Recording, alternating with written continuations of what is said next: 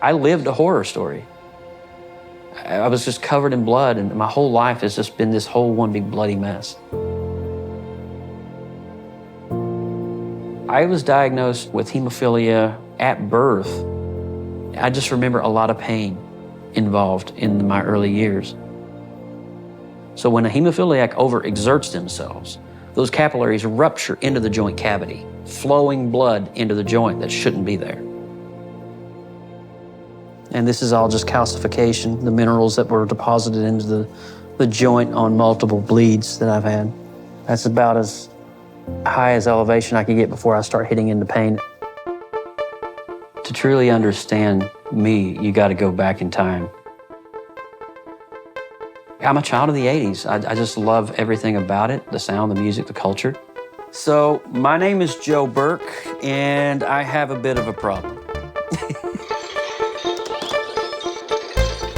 It was the most horrible experience as a kid. You're kind of handcuffed to an infusion hole that you're carrying around. Comics kind of broke my mind free of all of that. You know, Dr. Banner, this little mildly mannered, nerdy scientist guy who had this thing that lived within him.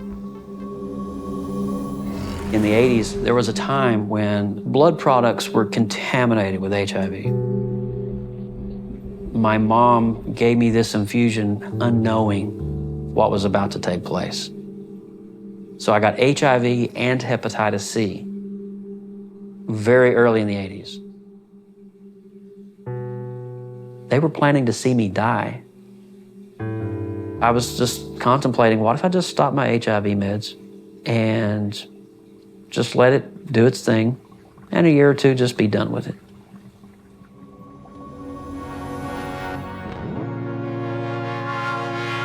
So I'm a product of faith, but I'm also a product of science.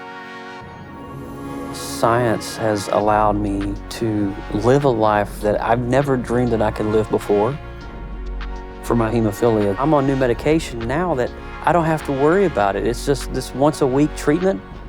5 years ago, I would never foresee myself going to a gym and working out on a treadmill or doing very light weight.